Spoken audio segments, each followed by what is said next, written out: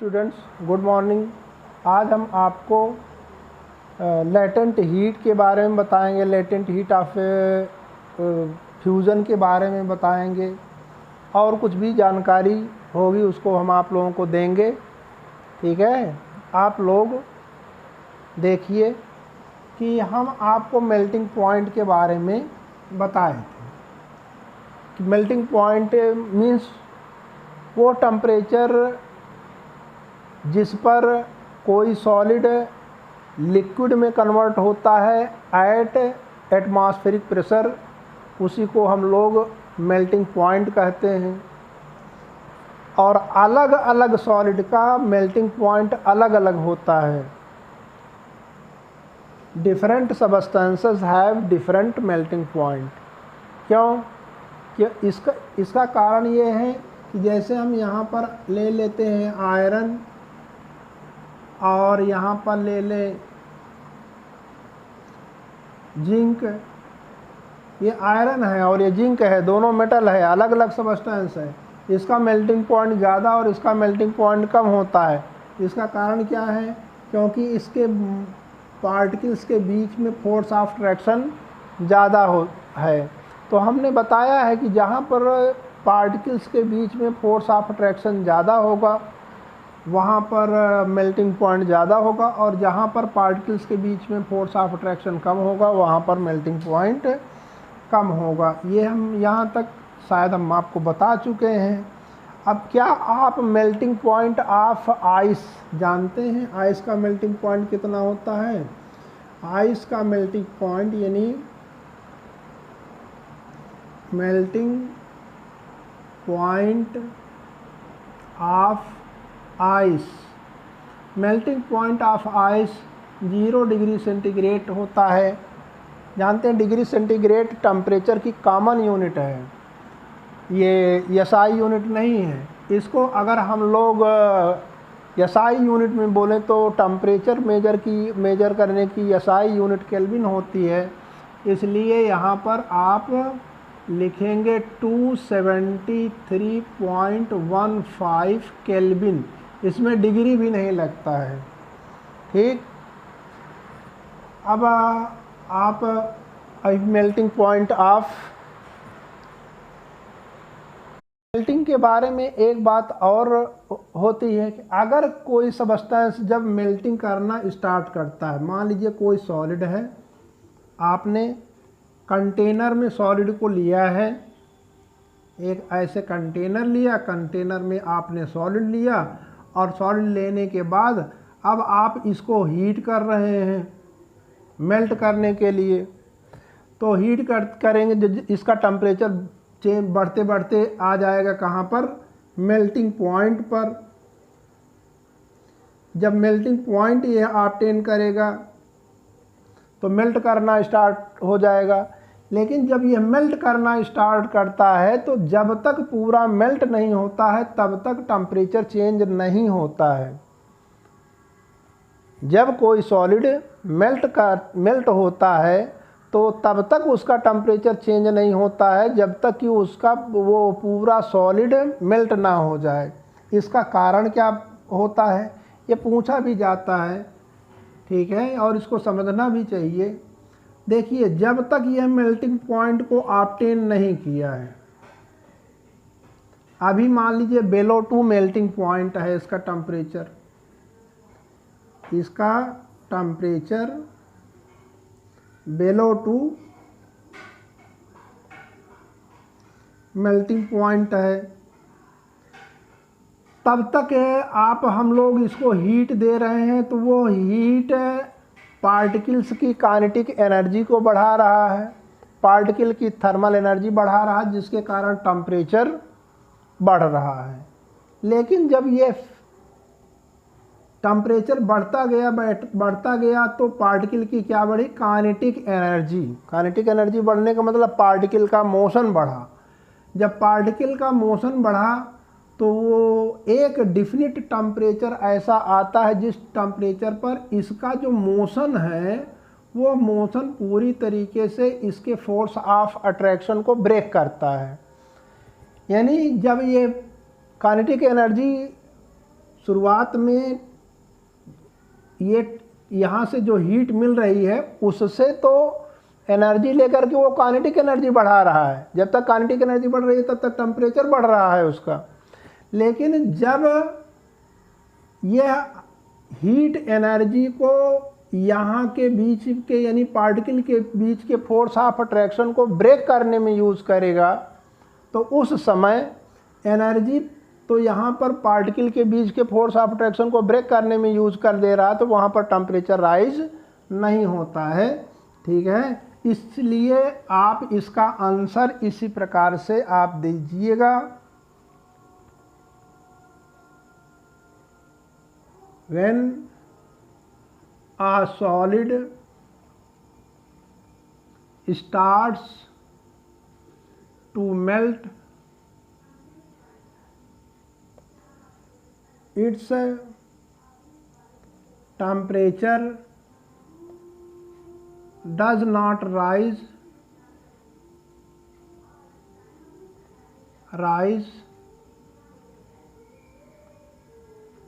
on giving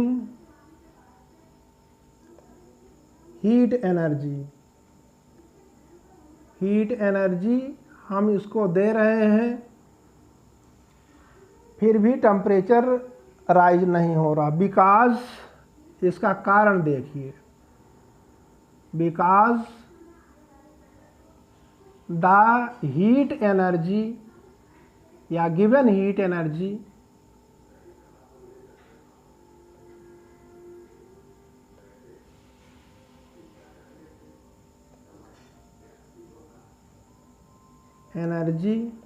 is used up into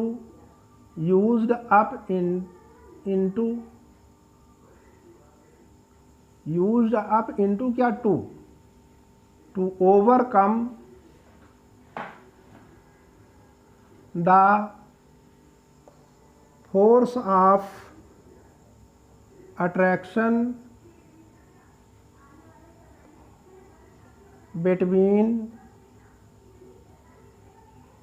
the particles of solid। जब solid melt करना start किया तो जो हम हीट एनर्जी दे रहे हैं वो गिवन हीट एनर्जी क्या कहाँ यूज हो रही है, वो यूज हो रही है to overcome the force of attraction between the particles of solid, इसलिए उसका टेम्परेचर राइज नहीं होता है। ठीक है, अब आपको एक बात इसमें हम बताएंगे, उसको आप लोग ध्यान से सुनिए, समझिए। आप कभी एक वर्ड सुने होंगे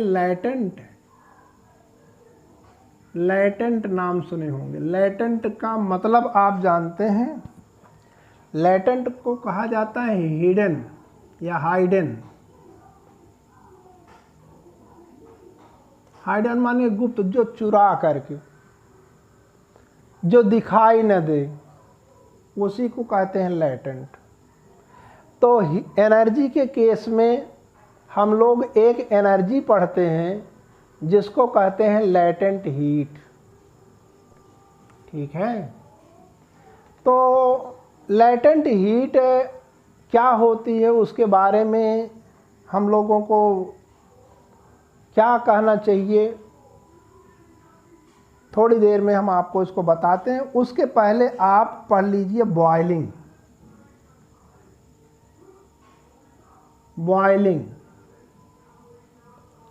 बॉयलिंग आप जानते हैं किसको कहते हैं?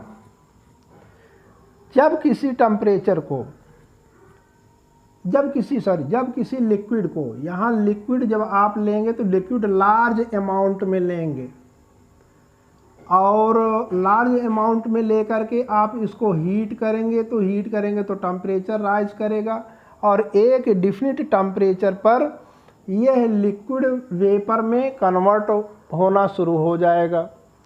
तो यह यानी बॉइलिंग एक बल्क फिनोमेना है, इसमें पूरा वाटर एक साथ लिक्विड से वेपर में चेंज हो रहा है। एक साथ का मतलब दिखाई तो नहीं देगा एक साथ, लेकिन वेपर बहुत तेज़ी से बनता है। ठीक है, इसलिए आप इसको कह सकते हैं इस तरीके से, इसका definition, uh bulk phenomena,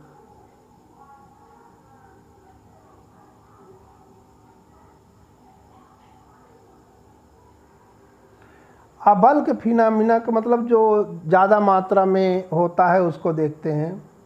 in which a liquid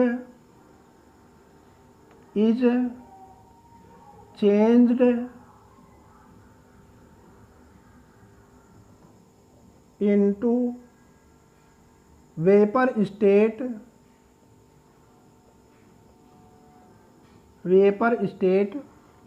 at atmospheric pressure,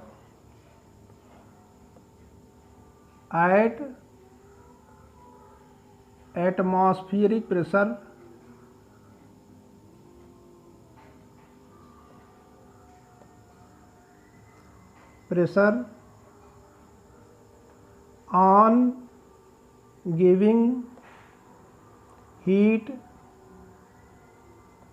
या हीट एनर्जी भी लिख सकते हैं, इज नोन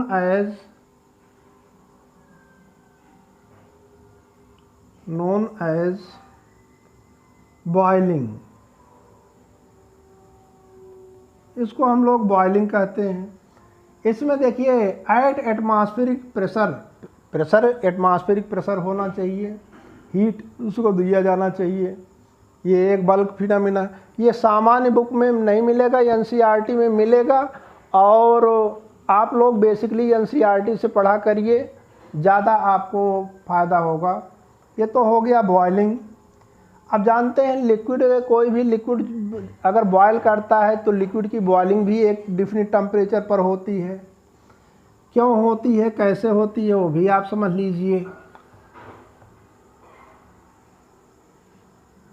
देखिए यहाँ पर हम लोग ले लिए एक लिक्विड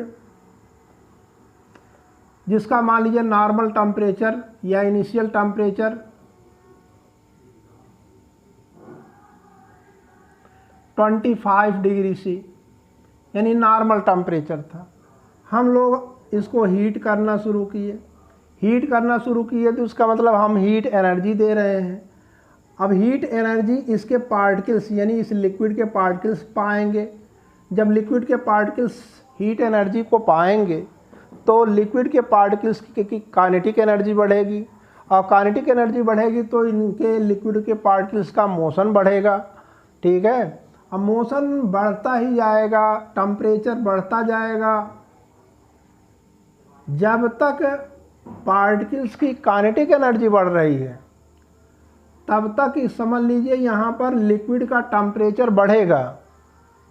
लेकिन एक समय ऐसा आएगा जब टेम्परेचर बढ़ना बंद हो जाएगा। उस समय वास्तव में जो हम हीट एनर्जी दे रहे हैं वो हीट एनर्जी पार्टिकल की काइनेटिक एनर्जी नहीं बढ़ा रहा है। उस समय ये लिक्विड के पार्टिकल्स के बीच में प्रेजेंट फोर्स ऑफ अट्रैक्शन को ब्रेक करने में यूज हो जाता है।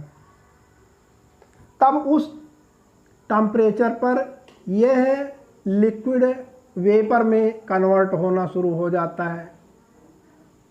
ठीक, तो लेकिन ये एक फिक्स टेम्परेचर पर होता है, कांस्टेंट टेम्परेचर। जहां पर जिस लिक्विड में इंटरमॉलिक्यूलर फोर्स ऑफ अट्रैक्शन ज़्यादा होगा वहां पर लिक्विड का वेपर में बदलना हाई टेम्परेचर पर होगा। जहां पर लिक्विड के पार्टिकल्स के बीच में फोर्स ऑफ अट्रैक्शन कम होगा वहां पर यह लिक्विड से वेपर में कन्वर्जन, यानी जिसको आप बॉइलिंग कहते हैं, बॉइलिंग लो टेम्परेचर पर होगा। ठीक है, लो यानी बॉइलिंग पॉइंट लो होना, हाई होना, यह लिक्विड के पार्टिकल के बीच प्रेजेंट फोर्स ऑफ अट्रैक्शन के अमाउंट पर डिपेंड करता है, जानते रहिए। इसके बाद अब आप हेडिंग डाल करके लिख लीजिए boiling point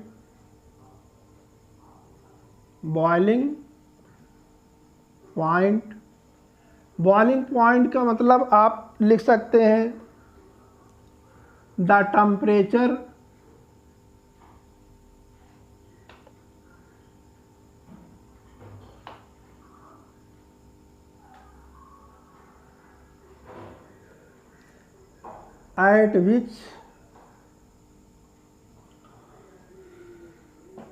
at which a liquid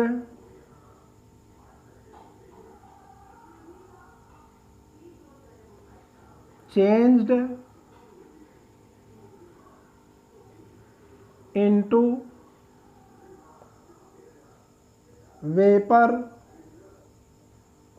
state on heating, यानी उसको हीट एनर्जी दिया जा रहा है, या ऑन गिविंग हीट एनर्जी भी लिख सकते हैं। ठीक है, गिविंग हीट एनर्जी लिखिए तो ज़्यादा बढ़िया है। Heat energy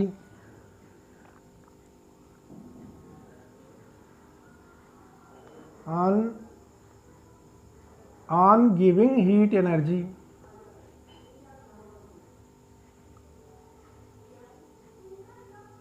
heat energy at atmospheric pressure, यानी प्रेशर एटमॉस्फेरिक प्रेशर होना चाहिए।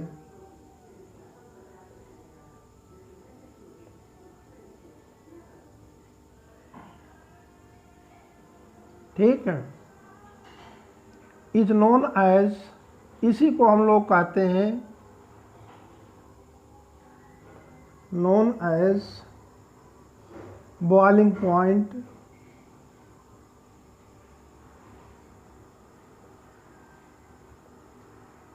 बॉइलिंग पॉइंट ऑफ लिक्विड, ये लिक्विड का बॉइलिंग पॉइंट कहा जाता है। ठीक, अलग अलग लिक्विड का बॉइलिंग पॉइंट अलग अलग होता है, सभी लिक्विड का बॉइलिंग पॉइंट सेम नहीं होता है।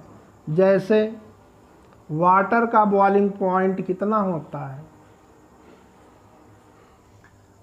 Boiling point of water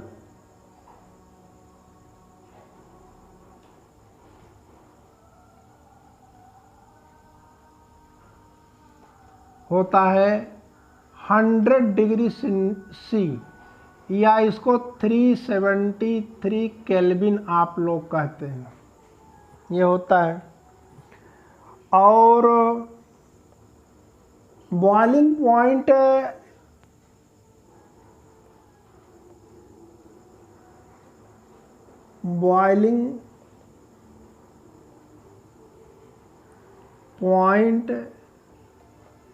is higher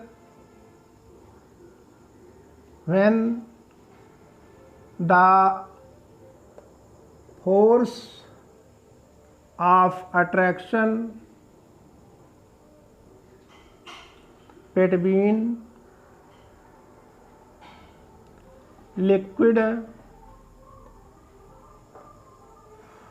particles